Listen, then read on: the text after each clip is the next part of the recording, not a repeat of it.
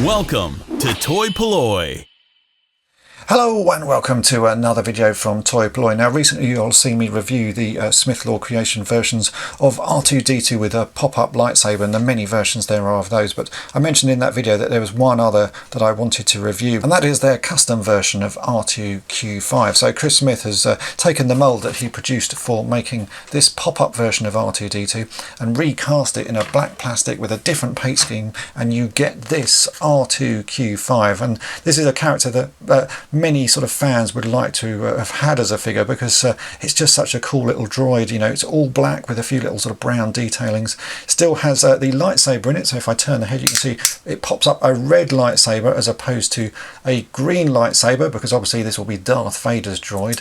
But every other part of it sort of works exactly the same as a sort of vintage figure. It's really nice sort of feel to it. It's the right sort of plastic and the right sort of weight. It just feels like a vintage figure, and really this is something that they could have easily done back in the 70s and 80s, because Kenner had all of these moulds and they could have easily sort of recoloured the droids and produced a whole army of them. So it's really nice that this is being done now, and I do like the way that this figure looks. This figure is available loose like this, or you can get it on a card. And so Chris has managed to take this image of R2-Q5 and do a little modification to it to make it look like it's sitting on the Death Star.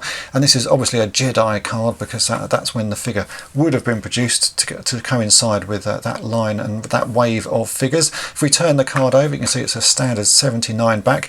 Now I do feel that they've missed a slight trick on this. What I would have done is just added one extra little number there and put 80, and then you could have put R2-Q5 actually there, so it looks like it was part of this collection, or maybe even modify this image to stick him in there. But obviously that's me just getting a super sort of nerdy level of how to do these cards. But to be honest, it looks fantastic as it is. I would just for me, I would have taken it to that next level and just put him on the list there and maybe squeezed him in the photo somehow. But really it doesn't matter, because what you want with this card is the front of it, because that's how it should be displayed. It just looks sort of lovely. It's a really nice sort of custom card. As I always say with these figures, the cardstock that has been used is really nice. It's nice, sort of sturdy card, so it does make it feel like the original figures, and it just looks fantastic. I think this is one that's certainly going to go on display here, because I do like all Astromech droids, and this one, just because it's very striking in black, it just makes it look particularly good. So I will put links in the description as to where you can get these. This figure is available either loose like this or on the card back, and I think both of these look pretty stunning. I'm going to have the loose one on display with my vintage collection of figures, and that one's going to go on my wall somewhere just because it looks lovely. So if you've enjoyed this video, then make sure to hit the subscribe button, and also check out my previous reviews of the other R2-D2s and also the other figures that Smith Lord Creations have worked on, because there's a whole sort of wave of them now, and they're all really sort of well made, so it's certainly worth checking those out. Again, links in the description as to where you can get these, and thanks for watching.